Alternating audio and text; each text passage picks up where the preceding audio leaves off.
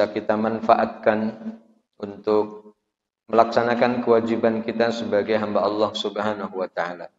Nikmat yang dimaksud itu adalah nikmat kesehatan dan kesempatan yang mudah-mudahan bisa kita manfaatkan tepat sasaran, tepat guna, sehingga apa yang kita lakukan mudah-mudahan diterima oleh Allah Subhanahu wa taala.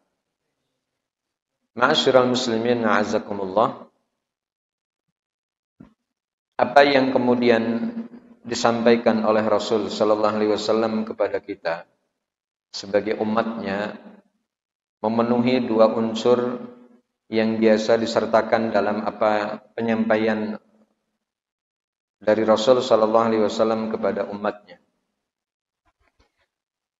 Dari apa yang disampaikan oleh beliau sallallahu alaihi wasallam kepada Mu'ad bin Jabal ketika beliau, yaitu Mu'ad, diperintahkan untuk berdakwah di Yaman. Maka yang beliau sampaikan dua hal, basyir wala tunaffir. Beri kabar gembira kepada manusia yang ada di sana dan jangan kamu membuat mereka lari dari Islam.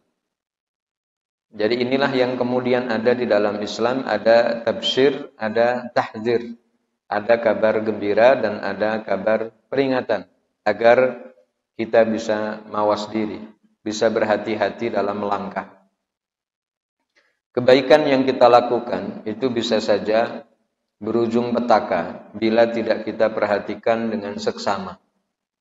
Berapa banyak amalan kebaikan yang tentu harapannya adalah diterima, mendapatkan balasan terbaik, tapi ternyata tidak. Ini sebab karena kesalahan dalam mengelola niat, kesalahan dalam mengelola tujuan yang ingin dicapai, dan pada akhirnya amalan tersebut tidak diterima. Kalimat ini penting untuk kita angkat agar kita mawas diri terhadap diri kita masing-masing. Sehingga kalau kita terlalu overconfident bahwa amalan kita pasti diterima, khawatirnya kita kepleset. Khawatirnya kita kebablasan. Inilah yang kemudian pernah disampaikan oleh Anas bin Malik. Ada di dalam kitab Sahih Al-Imamul Bukhari. Apa yang dikatakan oleh Anas bin Malik? Beliau mengatakan, innakum lata'maluna a'malan. Kalian akan melakukan beberapa amal. Hiya adaqqu fi a'yunikum minasy-syi'ri. Di mana amalan yang kamu lakukan itu jauh lebih kecil, lebih lembut dibandingkan dengan rambut kalian. Wa in kunna lana'udduha ala ahdi Rasulillah sallallahu alaihi wasallam minal mubiqat. Yang sesungguhnya, kata Anas bin Malik, kami menghitung dan melihat amalan yang kalian anggap kecil itu ada pada masa Rasul sallallahu alaihi wasallam dianggap dosa besar. Jadi ini keterkaitan dengan pergeseran nilai iman dan beda pandangan dari mereka, yaitu dari orang-orang yang beriman atas dosa yang dilakukan. Di zaman kita sekarang, apa yang disampaikan oleh Anas bin Malik tidak salah. Bahkan kita membenarkan apa yang beliau sampaikan, bahwa ketika kita melihat manusia-manusia di sekeliling kita, atau bahkan mungkin kita juga pernah menganggapnya satu perkara dosa besar tapi dianggap kecil. Dan inilah yang disebut dengan kehancuran moralitas daripada manusia. Andai kata ini ada di zaman Rasul sallallahu alaihi wasallam, itu sudah minal mubiqat, yaitu dianggap perkara besar yang merusak. Sebagaimana yang disabdakan oleh Rasul sallallahu alaihi wasallam dalam hadis yang lain, istanibu as-sab'al mubiqat. Jauhi oleh kalian 7 dosa besar yang merusak. Yang pertama adalah asyirku billah, yaitu menyekutukan Allah. Sekarang beda perspektif, beda pandangan antara manusia terbaik di zaman Rasul Sallallahu Alaihi Wasallam dengan manusia yang hidup di akhir zaman. Menganggap bahwa dosa syirik bukan seperti dosa besar. Pelakunya juga merasa tidak malu di hadapan Allah, melakukan praktek kesyirikan, melakukan praktek penyimpangan dalam akidah. Kemudian yang kedua ini misal yang kedua, asyirku billah. Kemudian yang kedua, wa qatlu nafsil lati harramallahu illa bil haqq. Yaitu membunuh jiwa yang tidak halal untuk dialirkan darahnya. Sekarang kita lihat bagaimana kasus pembunuhan yang terjadi di mana-mana. Membunuh orang itu dianggap biasa, Pak. Iya kan? Bahkan peneliti kriminal di seluruh peneliti kriminal mengatakan kejahatan pembunuhan di seluruh dunia itu per sekian detik. Artinya per sekian detik itu selalu terjadi ada kasus pembunuhan di dunia. Jadi tidak pakai menit, Pak, per sekian detik. Ini memberikan gambaran tentang dosa besar yang dianggap kecil, dosa besar yang dianggap biasa, dan apa yang dikatakan oleh Anas bin Malik demikian adanya. Bagaimana terjadi kasus pembakaran Al-Quran yang ada di Denmark dan Swedia. Dianggap biasa, Pak. Oleh siapa? Oleh mereka orang-orang kafir, oleh mereka yang tidak tahu tentang apa yang mereka lakukan, tidak tahu tentang betapa sakralnya dan sucinya apa yang ada di tangan mereka, yaitu Al-Quran. Jadi andai kata dia yang bakar itu tahu bahwa Quran yang di tangannya adalah penyelamat hidupnya, maka tentu ia tidak akan melakukannya. Tapi dengan gampangnya para pelaku dosa besar yang membakar Al-Quran, bahkan mohon maaf, menghinakannya dengan cara menginjak-injak Al-Quran. Ini berbanding terbalik dengan sikap orang-orang yang bertakwa kepada Allah, menjadikan Al-Quran di dalam hatinya. Menjadikan Al-Quran menjadi bagian yang tak terpisahkan dari kehidupannya. Itulah mukmin. Itulah mukmin sejati yang menjadikan Al-Quran sebagai pegangan utama, yang menjadikan Al-Quran sebagai bagian dari kompas yang tidak akan mungkin dia lepaskan dari kehidupan untuk menuntunnya kepada jalan yang lurus. Maka berpegang kepada Al-Quran dan Sunnah adalah perkara yang akan menyelamatkan hidup, dunia dan akhirat. Ini satu hadis, Bapak. Ya, keterkaitan dengan tazkiyatun nafas, bahwa jangan pernah menganggap dosa besar itu sesuatu yang kecil. Maka bagaimana sudah besar dikecilkan? Kalau kemudian yang besar dikecilkan, maka logika kita pun akan mengatakan bagaimana dengan yang kecil? Pasti dianggap tidak ada. Wong sing gede dianggap cilik, apa meneh sing cilik ya pasti dianggap ora ono. Ini yang dikatakan Anas bin Malik. Kemudian yang kedua, di dalam kitab Sahihain, artinya di dalam kitab hadis Imam Al-Bukhari dan Muslim dari hadis Abdullah ibnu Umar, bahwa Rasul Shallallahu Alaihi Wasallam bersabda, "Udzibat imra'atun." Ada seorang perempuan disiksa. Fi hirratin, sebab karena perlakuannya terhadap seekor kucing. Kenapa saya menyebut seekor? Karena ada tak di belakangnya. Ada hirratun, itu diartikan seekor kucing. Ismul marrah. Sajanatha hatta matat. Lalu kemudian perempuan itu menahan kucing di satu ruangan. Ia tidak memberi makan, ia tidak memberi apa yang menjadi hak dari kucing itu, ya makan, ya minum, ya kebebasan, sampai kemudian kucing itu mati. Bahkan dalam hadis Rasul ini disampaikan, la ya at'amatha, perempuan itu yang tidak ngasih makan, wala saqatha, dan juga tidak kasih minum. Ngelak yora dikai ombe, wayang ngelih yora dikasih mangan. Makanan kucing kan banyak, Pak ya. Yang toko-toko itu apa namanya, Pak? Pet shop. Itu betul-betul memanjakan kucing. makanannya tersedia, bahkan lebih mahal daripada makanan kita.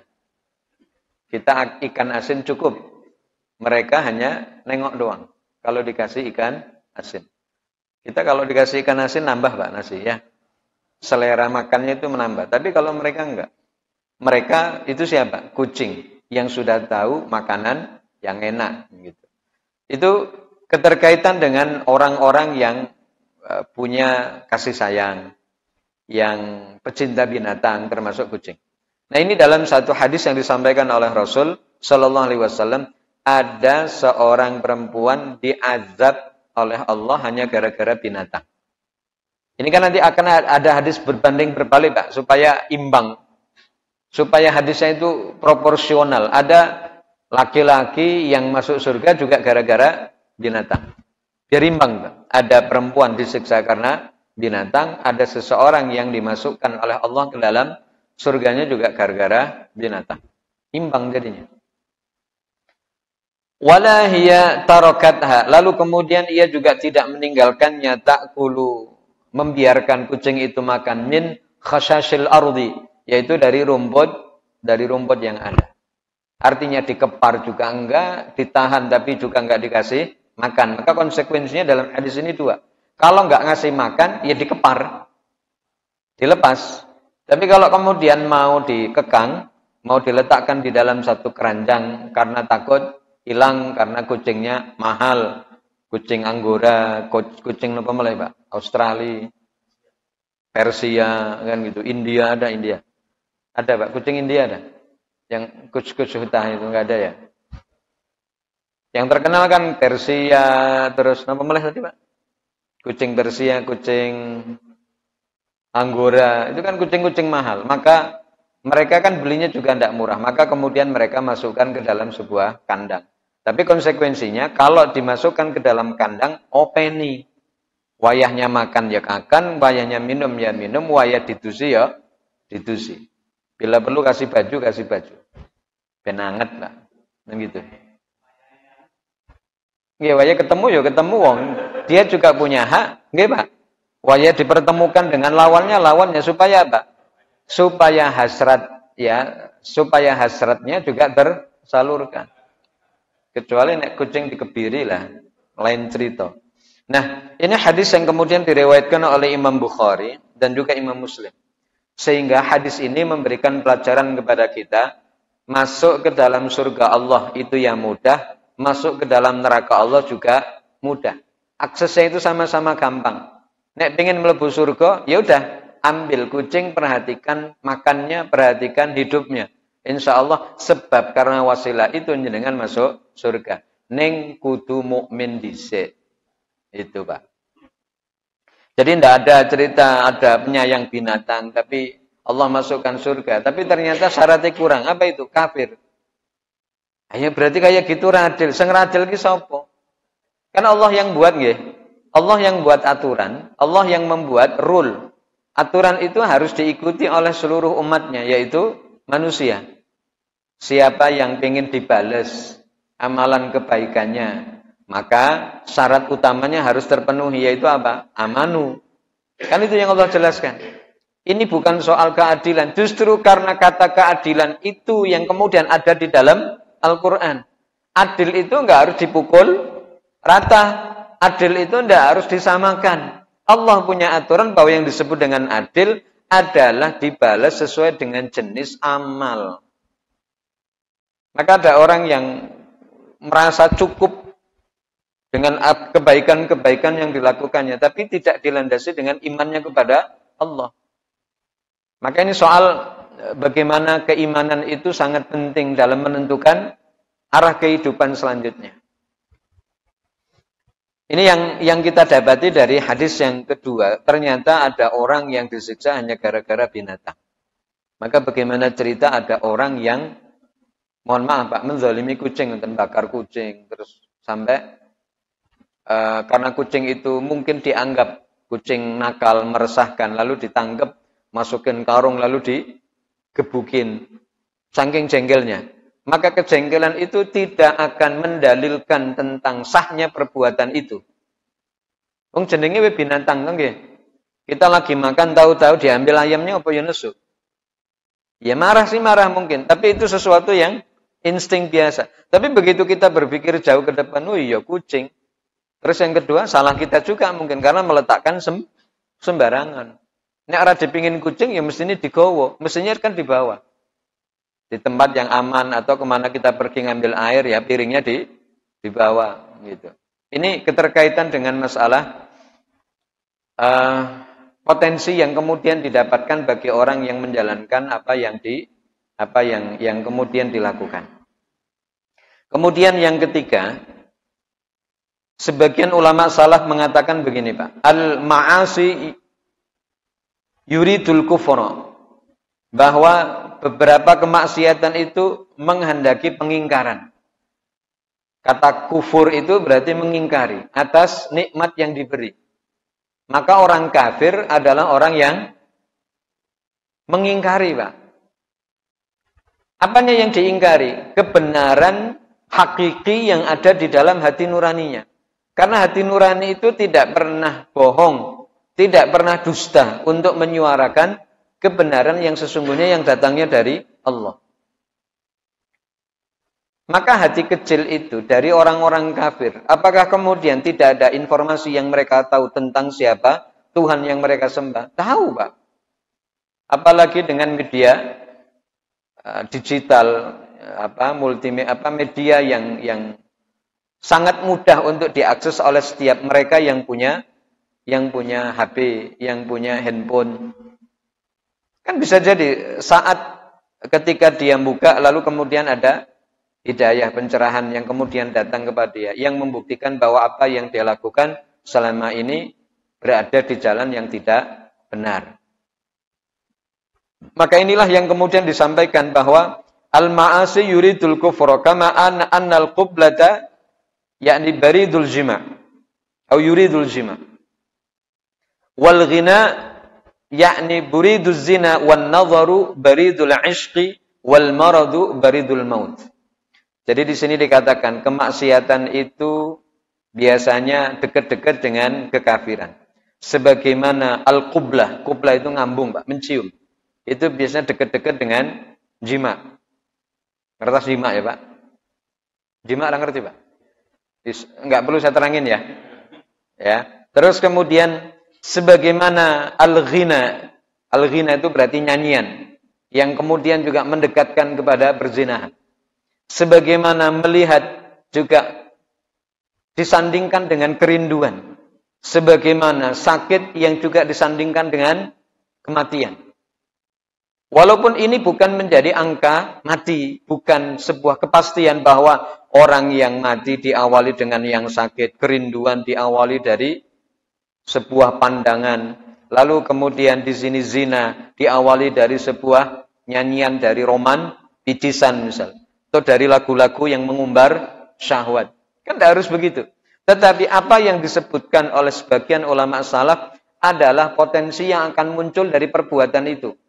Maka di sini dikatakan kemaksiatan itu akan mendekatkan kepada kekufuran. Memang betul. Ada orang yang tidak sholat, ada orang tidak puasa, ada orang yang tidak menjalankan aturan-aturan yang Allah sudah tetapkan di dalam Al-Quran. Lalu dia tinggalkan. Ini kan berarti mengingkari atas ketetapan hukum Allah. Itu maksiat, Pak. Maka maksiat itu bukan hanya saja orang yang menanggalkan ketaatan.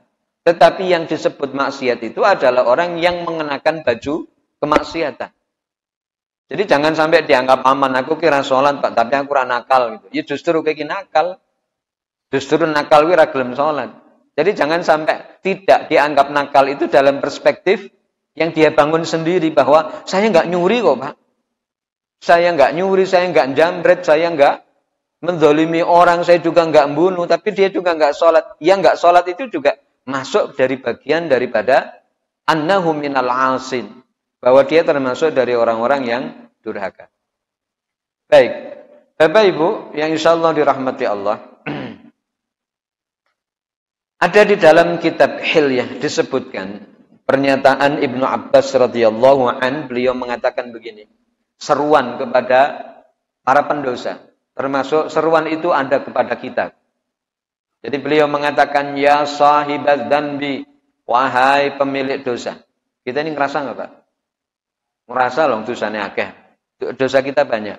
Ya. Maka apa yang dikatakan Ibnu Abbas itu ke kita.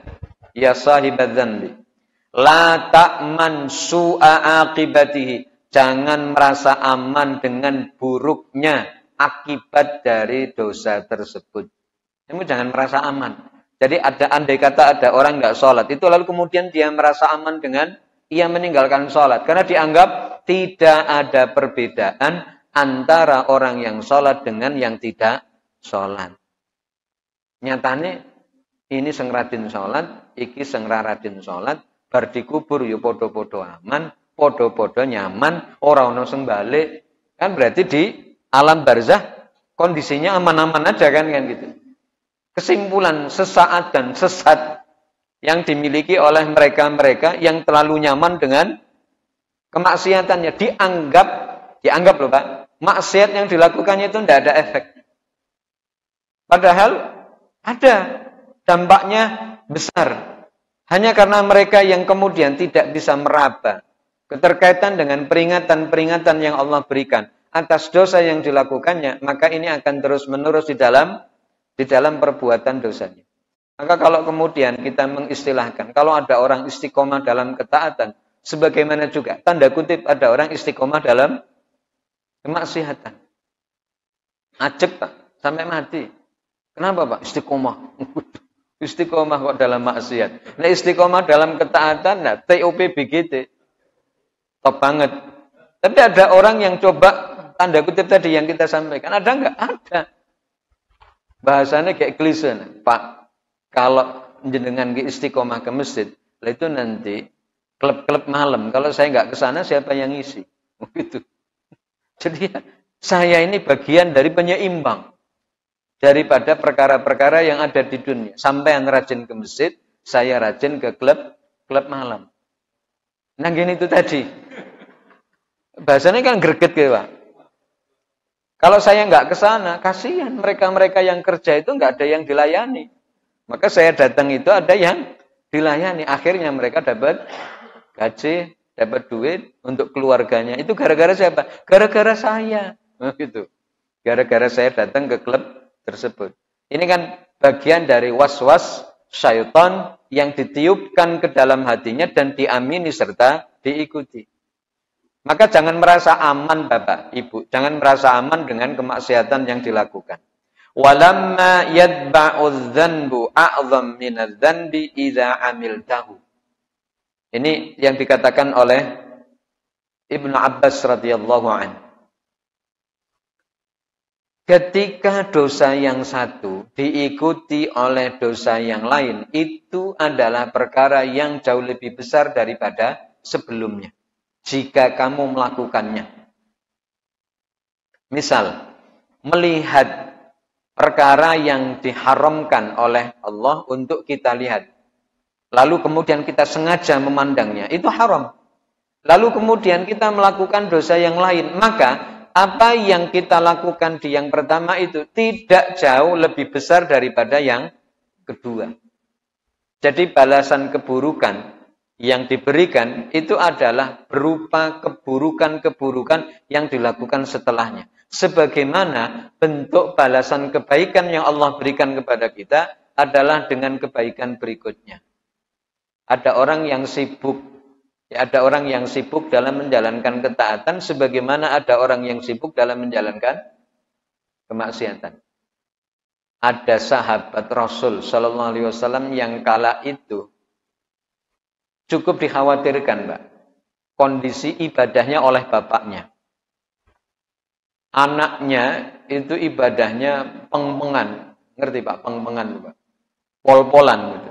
Tapi justru malah itu yang membuat bapaknya khawatir, iki bocah ngopo gitu ya. Sholat tahajud dari mulai awal malam sampai akhir malam, belas raturu. Tiap hari poso ra pedhot. Terus setiap hari mengkhatamkan Al-Quran. Jajal Pak. Terus bocah iki kok ora nglakoni apa-apa, Pak. Tidak mengerjakan apa-apa. Yus pokoknya guru maca Quran tok, puasa bendino, salat qiyamul lail tiap malam mulai dari sepertiga malam pertama, kedua, ketiga, entek. Diajak karo bapake, terus kemudian didudukkan di hadapan Rasul dan diadukan keterkaitan dengan persoalan itu. Rasul, ini anak saya gimana ini? Tiap hari puasa, tiap hari tahajud, tiap hari baca Quran. Apa kata Rasul? Kalau kamu mau baca Quran, khatamkan sebulan sekali. Apa kata beliau? Kata beliau mengatakan, da'ni, biarkan saya ya Rasul untuk memanfaatkan waktu muda saya untuk baca Quran. Saya senang kok, kata beliau. Ya sudah, kata Rasul, ngalah. Kalau sebulan kamu terlalu lama, khatamkan Quran minimal seminggu sekali. Jawaban beliau sama seperti yang tadi. Da'ni astamti'u yakni bi hadhil ibadah. Biarkan saya menikmati ibadah ini ya Rasul. Jangan bocah ini nekat berarti kan, kata Rasul. Terus kata beliau, ya sudah, khatamkan Al-Quran maksimal 3 hari. Dan ini menjadi perkara sunnah, Pak. Akhirnya ikut. Kan mulai ada solusi kan? Tidak tiap hari menghatamkan Quran. Berarti per 3 hari sekali beliau menghatamkan Al-Quran. Berarti per hari 10 juz. Persoalan pertama selesai. Yang kedua, masalah puasa. Apa kata Rasul? Puasalah sebulan 3 kali. Yaitu puasa Ayyamul Bid. 13, 14, 15. Kata beliau, lewat ya Rasul. Saya masih kuat. Ada nggak yang lain? Kan gitu. Saya ingin menikmati masa muda saya dan ibadah saya dengan cara puasa. Kata Rasul, ya oke lah kalau gitu. Kalau ternyata 3 hari kelamaan, kamu bisa puasa per pekan. Yaitu puasa Senin dan Kamis. Senin yo Nyenen, Kamis yo Ngemis. Kan gitu. Berarti puasa Nyenen lan puasa Ngemis. Kata beliau, lewat ya Rasul, saya masih sanggup. Wis jan, bocah iki tenanan, semangatnya luar biasa. Sekarang begini, tidak ada lagi puasa kecuali puasa yang aku tunjukkan kepadamu, yaitu puasa Daud. Tidak ada puasa yang lebih baik daripada puasa Daud. Tasumu yauman wa tuftiru yauman. Kamu puasa sehari, kamu buka sehari. Wis mentok, ra ono neh, kata Rasul. Enggak usah njaluk-njaluk neh. Akhirnya sahabat Amr bin As tadi itu melaksanakan puasa sesuai anjuran Rasul. Yang tadinya tiap hari, Pak, menjadi Ayyamul Bid. Kan mending. Kalau hari ini hari apa nih? Kalau hari Selasa tadi misal puasa, maka besok libur. Nanti hari Kamis puasa, Jumat libur. Terus begitu. Yang ketiga nih, yang terakhir, tahajud. Kata beliau, tahajud itu ambil waktu terbaik. Kata Rasul. Kapan? Beliau menjawab sepertiga malam terakhir. Maka akhirnya beliau bisa ambil waktu untuk istirahat. Yaitu di sepertiga malam pertama dan kedua. Sehingga beliau tahajud mulai jam 3 sampai subuh. Akhirnya itu, Pak. Ini keterkaitan orang yang semangat dalam menjalankan ketaatan. Sebagaimana juga ada orang yang begitu amat bersemangat dalam menjalankan kemaksiatan. Maka ini yang kemudian disampaikan oleh Abdullah Ibnu Abbas radhiyallahu an bahwa balasan keburukan itu bisa jadi atas keburukan yang dilakukan sebelumnya. Sebagaimana kebaikan yang kita jumpai sekarang itu bisa jadi balasan Allah yang diberikan atas kebaikan kita yang kemarin. Maka begitu mudahnya jenengan ke masjid itu bisa jadi adalah balasan yang Allah berikan atas kebaikan sebelumnya. Karena banyak orang yang begitu sulit untuk menuju masjid Allah. Padahal juga diberi waktu yang sama, juga diberikan kesempatan yang sama. Mereka juga tidak mengerjakan kewajiban yang lain. Waktu ini yogur sholat. Tapi kenapa kok ada yang mudah masuk masjid, tapi ada yang sulit untuk masuk masjid. Walaupun mungkin rumahnya tidak terlalu jauh dari masjid. Karena persoalan orang ke masjid bukan keterkaitan dengan jarak. Tapi keterkaitan dengan hati yang dimilikinya. Dekat dengan Allah atau jauh. Karena bisa jadi rumahnya dekat dengan masjid tapi jauh dari Allah. Ada orang yang rumahnya jauh dari masjid tapi dekat dengan Allah. Sehingga semakin jauh rumahnya dari masjid itu semakin senang dia, Pak. Karena pasti pahalanya akan jauh lebih banyak daripada orang-orang yang dekat dengan masjid. Itu. Makanya jenengan balik muter, Pak. Kenapa muter ya? Pahalanya biar banyak. Ya. Jadi kalau hari ini lewat sini, besok lewat sana muter ngono kan gitu ya. Baik. Terus qillatu hayaika mimman 'alal yamini wa 'alas shimal. Jadi di antara dampak dosa yang nampak itu adalah sedikitnya rasa malu yang kamu miliki dari orang yang ada di sebelah kanan dan orang yang di sebelah kiri. Wa anta 'ala dzanbi a'dzam minadz dzanbi. Karena dosa yang kamu lakukan itu bisa jadi potensinya lebih besar daripada yang pertama. Ini yang kemudian dikatakan oleh Abdullah bin Abbas radhiyallahu anhu. Kemudian selanjutnya yang juga kita ingin kaji dari beberapa pendapat para ulama salaf untuk menjadikan kita lebih berhati-hati. Sami'tu Bilal bin Sa'ad yaqul. Ini perkataan dari Imam Auza'i. Ya, beliau berkata, aku mendengar Bilal bin Sa'ad berkata, la tangzur ila sigharil khati'ah. Jangan lihat kepada kecilnya kesalahan. Walakin anzur ila man asaita. Tetapi lihatlah kepada siapa kamu durhaka. Jadi jangan lihat kecil dosanya, tetapi lihatlah kepada siapa kamu mendurhakai. Jadi kalau kemudian ada kemaksiatan yang kita lakukan, itu standarnya lihatlah kepada Allah. Bahwa kita telah bermaksiat kepada Allah. Andai kata, ini nyun sewu, andai kata kita masbuk di dalam sholat itu dianggap dosa, dianggap, sekali lagi, dianggap dosa. Maka yang kemudian kita lakukan adalah bagaimana kita bisa melihat Allah akan memberikan kesempurnaan pahala kepada kita yang masbuk. Apakah itu yang akan didapatkan? Tentu tidak. Tetapi ini tentu tidak akan sampai keraba hatinya bagi mereka yang sudah tertutup setiap hari tidak sholat. Jangankan kok bermimpi untuk mengajaknya berjamaah, untuk menjalankan kewajiban dirinya sendiri saja di rumah pun ternyata tidak. Kenapa? Karena tidak merasa bahwa dia sedang berlaku durhaka kepada Allah. Maka kalau ada orang yang sengaja meninggalkan sholat, lihatlah bahwa sholat itu untuk siapa? Bahwa kita menjalankan sholat itu adalah untuk menjalankan perintah Allah. Maka kalau ada orang yang tidak sholat, berarti dia sudah melawan perintah Allah. Mestinya izin, Pak. Mestinya malu lah. Kita sudah dikasih nikmat yang begitu banyak oleh Allah, tapi nikmat itu ternyata tidak dikembalikan kepada sang pemilik itu dengan kebaikan. Tapi justru nikmat yang Allah berikan, kita kembalikan dengan kemaksiatan. Ini kan culas. Licik manusia itu. Dikasih nikmat, tapi justru nikmat itu diolah menjadi kedurhakaan. Menjadi kemaksiatan. Allah kasih kita mata. Tapi ternyata mata yang kita miliki digunakan untuk maksiat. Kita punya tangan. Allah kasih itu. Tapi ternyata tangan yang digunakan untuk kezaliman.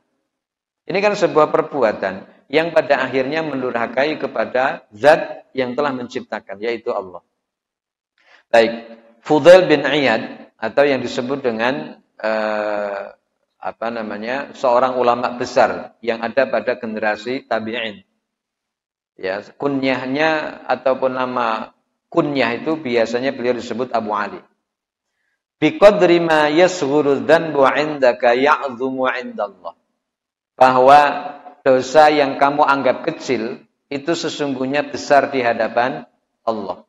Wa biqadri ma ya'dhumu 'indaka, dan ketika dosa yang kamu lakukan itu kamu anggap besar, yasghuru 'indallah, maka yakinlah itu akan kecil di hadapan Allah.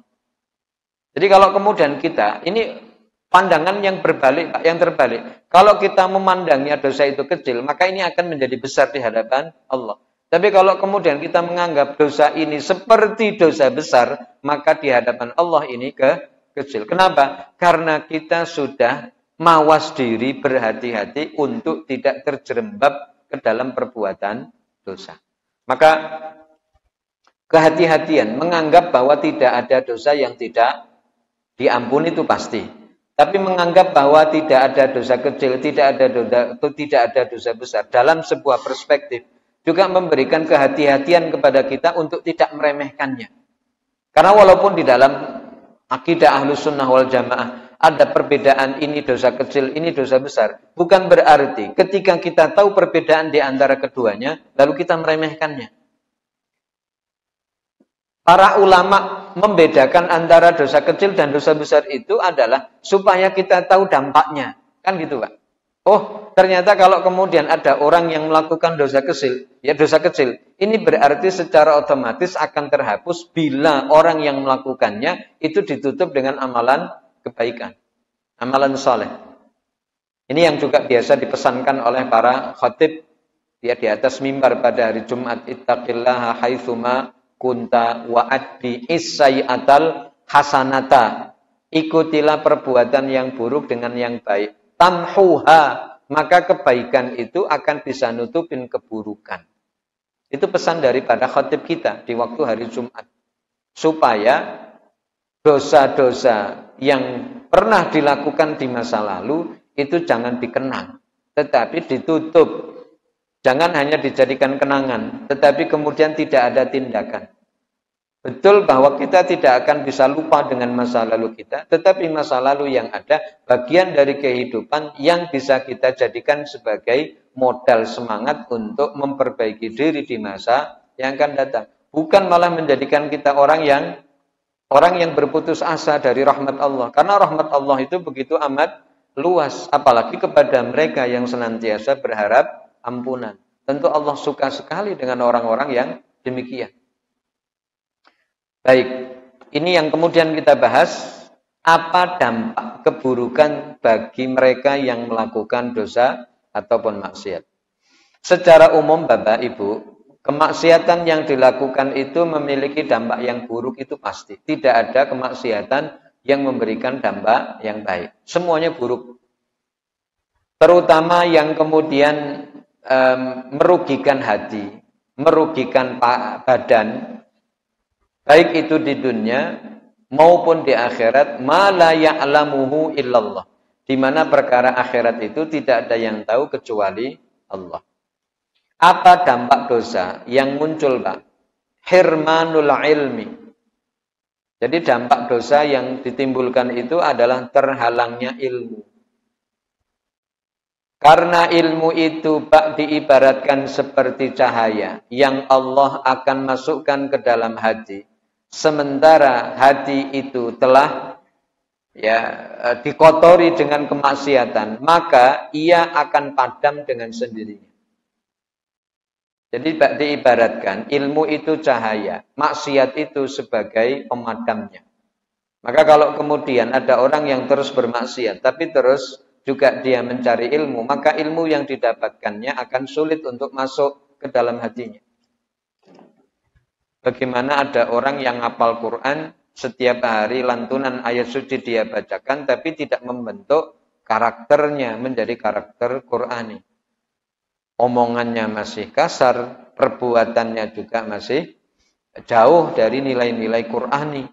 Ini yang kemudian perlu untuk ditelaah. Apa yang dibaca, apakah hanya sekedar basah di bibir, lalu kemudian tidak membasahi hati dan pikirannya. Padahal harapan kita saat membaca Quran kan bisa membasahi hati, membasahi pikiran. Ketika jenengan baca, wasiqal ladzina kafaru ila jahannam zumara. Di dalam surah Az-Zumar, Pak, juz 24. Sebelum surah Ghafir. Ketika orang-orang kafir digiring secara berkelompok, bergerombol. Ya, wasiqal ladzina kafaru ila jahannam zumara hatta idza ja'uha. Ketika mereka orang-orang kafir itu datang, futihat abwabuha, lalu pintu-pintu neraka itu dibuka. Wa qala khazanatuha, lalu penjaga-penjaga neraka itu berkata kepada mereka, alam ya'tikum rusulun minkum yatluna 'alaikum ayati rabbikum? Apakah dulu tidak ada utusan-utusan dari Tuhanmu yang membacakan ayat-ayat Tuhanmu? wa yunzirunakum liqa'a yaumikum hadza. Dan utusan-utusan itu memberikan peringatan kepada kalian tentang kejadian ini. Apa jawaban mereka, Pak? Jawaban orang-orang kafir, qalu bala. Qalu bala. Jadi kalimat qalu bala itu diartikan nggih, leres. Sudah datang utusan kepada kami, mereka memberikan peringatan tapi kami mengingkarinya. Telah datang kepada kami peringatan, telah datang kepada kami, mereka membacakan kitab-kitab tetapi ternyata kami tinggalkan. Apa yang kemudian disampaikan? Qalu bala walakin haqqat kalimatul azabi 'alal kafirin. Maka Allah sudah tetapkan azab untuk orang-orang kafir yang nantinya mereka akan dimasukkan ke dalam neraka jahanam khalidina fiha. Kekal abadi sak lawas-lawase yang tidak ada tempat di mana mereka untuk keluar. Inilah kepedihan yang tak tergambarkan, Pak, bagaimana mereka orang-orang kafir merasakan itu semuanya. Maka terhalangnya ilmu itu sebab karena redupnya cahaya di dalam hati. Ini nanti kita juga bahas bagaimana yang disampaikan oleh Imam Asy-Syafi'i radhiyallahu anhu. Ketika beliau berkeluh kesah sulitnya menghafal, padahal beliau Imam Asy-Syafi'i rahimahullah, orang yang wara', orang yang zuhud, orang yang ilmunya juga tinggi, ya ketakwaannya tidak diragukan. Tetapi ternyata beliau masih saja ngeluh terhadap proses belajar yang dialaminya mengalami kendala. Apa sebabnya? Ternyata sebabnya juga tidak dikaitkan kecuali kepada perbuatan. Bahwa bisa jadi ilmu yang masuk ke dalam hatimu itu sulit karena terganjal, terhalang oleh maksiat. Maka tinggalkanlah. Itu yang dipesankan oleh gurunya Waqi' kepada Imam Asy-Syafi'i, yaitu yang punya nama asli Muhammad Ibnu Idris Asy-Syafi'i rahimahullahu ta'ala. Baik, mungkin sampai di sini nggih, Pak. Nanti pertemuan berikutnya kita akan bahas tentang dampak yang kedua dari maksiat. Setelah tadi kita bongkar-bongkar hadis-hadis Rasul sallallahu alaihi wasallam keterkaitan dengan dampak dosa yang beliau sampaikan, sebagaimana juga akwal dari para ulama, yang mudah-mudahan ini menjadi bagian dari ilmu yang kita dapatkan agar kita berhati-hati dalam melangkah. Karena biasanya orang tergelincir itu karena tidak ada yang menjadikan guide, pengawal, dan mudah-mudahan ilmu dan takwa itu yang akan mengawal kita sehingga kita tidak terjerembab ke dalam lembah kehinaan sebab maksiat yang terlaksana. Baik, mungkin ini yang bisa kita bahas. Mudah-mudahan di lain waktu kita ada kesempatan untuk melanjutkan. Kita tutup dengan doa kafaratul majlis. Subhanakallahumma bihamdik, asyhadu an la ilaha illa anta, astaghfiruka wa atubu ilaik. Wassalamualaikum warahmatullahi wabarakatuh.